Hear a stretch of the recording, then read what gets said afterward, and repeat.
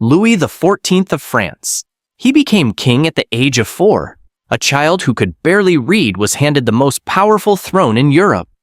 Louis XIV of France ascended in 1643 and held power for 72 years, the longest confirmed reign of any major monarch in European history. Known as the Sun King, Louis believed he was the living embodiment of France itself.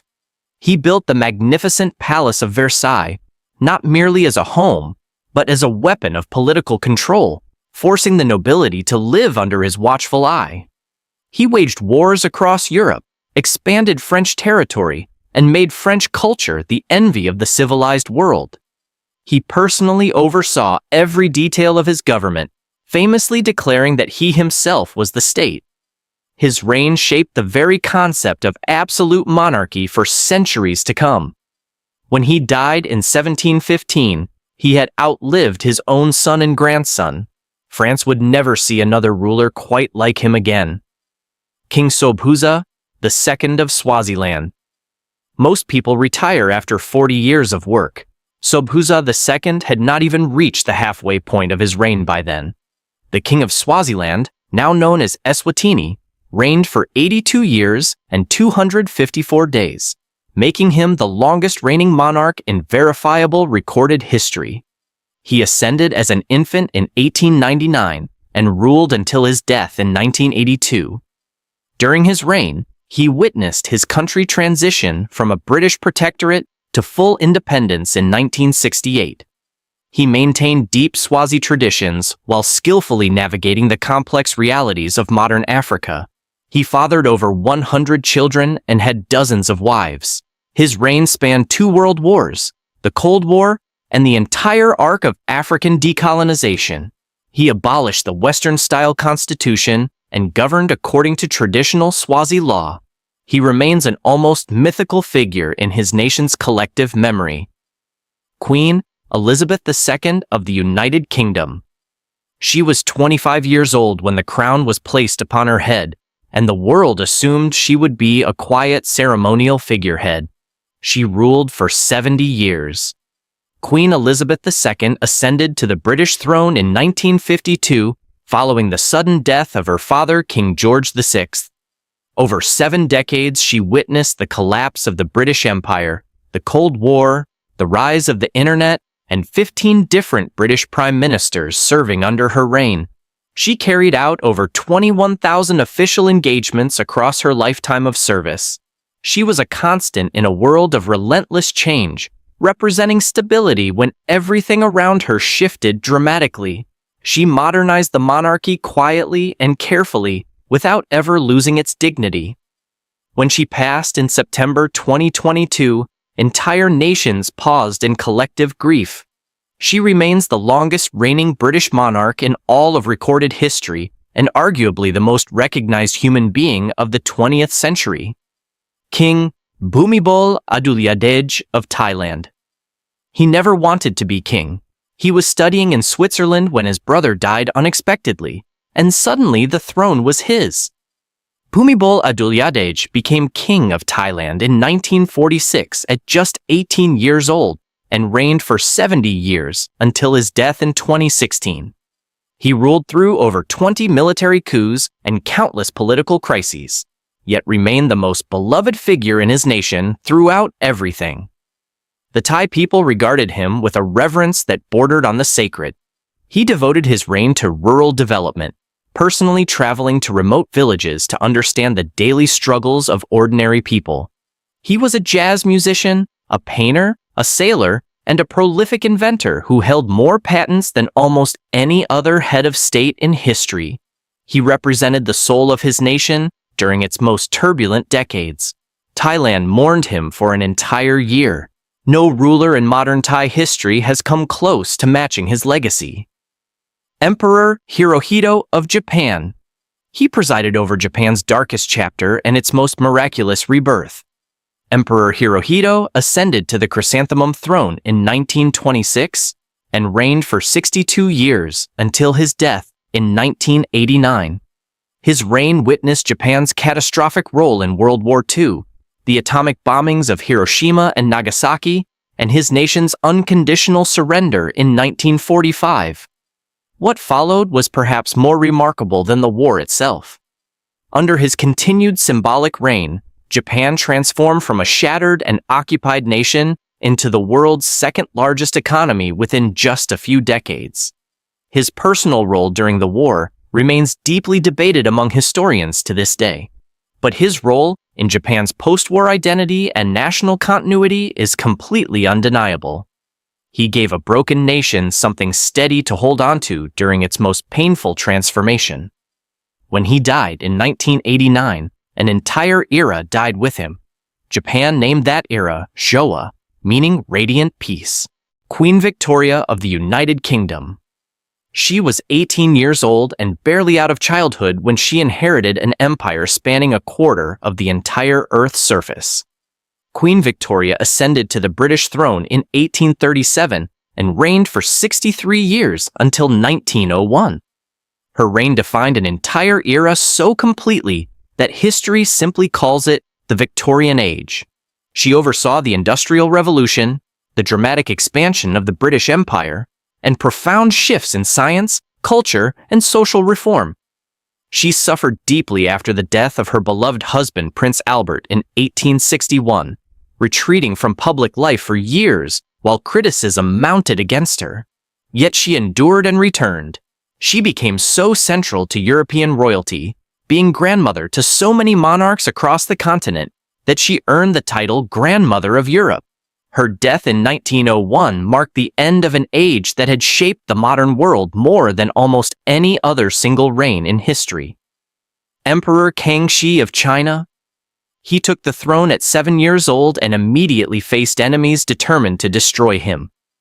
Emperor Kangxi of China's Qing dynasty began his reign in 1661 and ruled for 61 years, making him one of the longest reigning emperors in all of Chinese history. He crushed internal rebellions, repelled Russian expansion along China's northern borders, and personally led military campaigns deep into Mongolia and Central Asia. But he was equally brilliant as a scholar and administrator. He mastered mathematics, astronomy, and Western sciences introduced by Jesuit missionaries at his court. He commissioned the most comprehensive dictionary in Chinese literary history. Under his reign, China's population grew dramatically, and its economy reached extraordinary levels of prosperity. He personally reviewed thousands of official documents every single day of his reign without delegation.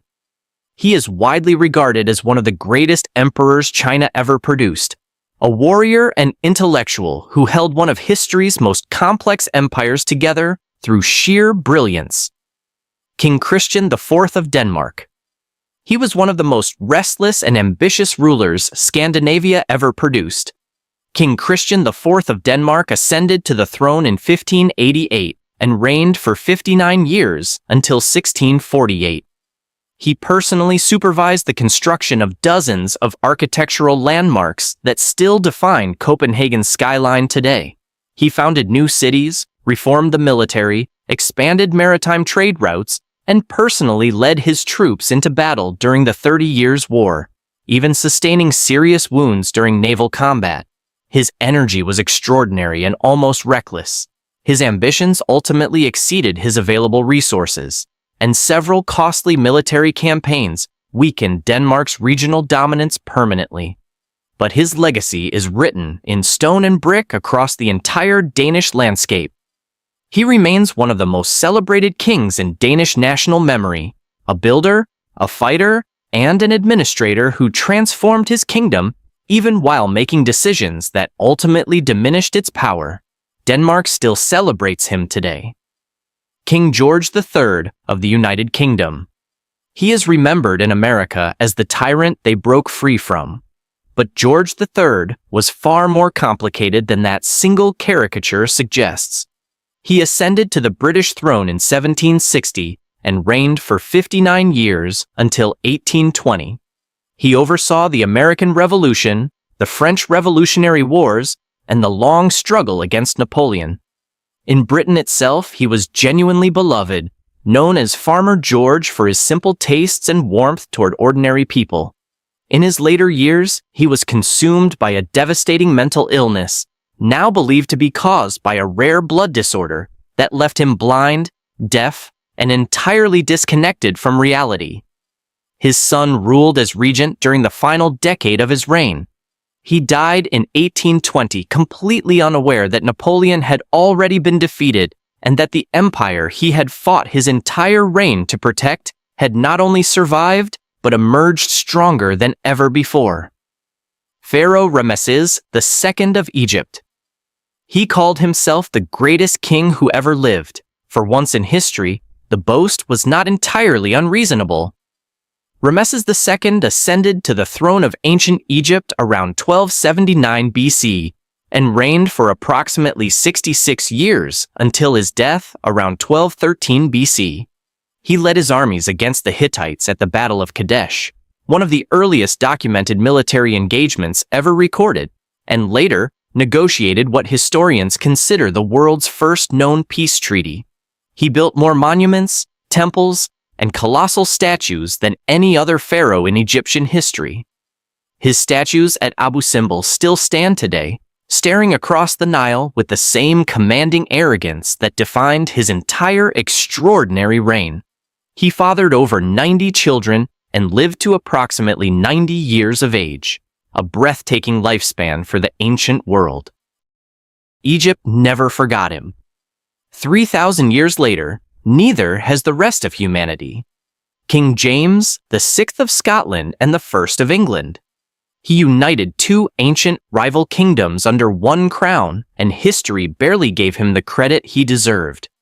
James VI became King of Scotland in 1567 as a young infant, and later became James I of England in 1603, reigning over Scotland for 57 years in total.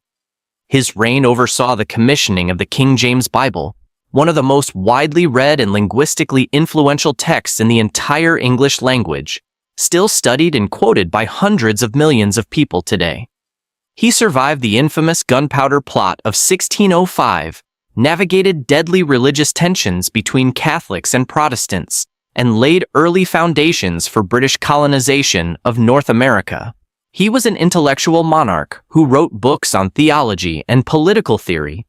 His turbulent relationship with Parliament planted dangerous seeds that would later erupt into full civil war under his son. But his cultural legacy remains genuinely immortal. King Pepi II of Egypt. He may have reigned longer than any other monarch in all of human history. King Pepi II of ancient Egypt is believed to have ascended to the throne around 2278 BC, at approximately 6 years old, and according to ancient records ruled for an astonishing 94 years. If accurate, no ruler in the entirety of recorded history comes close to matching that number. His early reign was marked by prosperous trade expeditions deep into Africa and ambitious construction projects that reflected Egypt's considerable power. However, the extraordinary length of his reign became its own undoing. As he aged into extreme old age, central authority weakened dramatically. Regional governors accumulated power independently. The administration that held Egypt together began fracturing from within. By the time he died, the old kingdom of Egypt was collapsing around him. His reign stands as history's most extraordinary reminder that even the longest rule eventually ends, and that longevity alone does not guarantee a lasting legacy.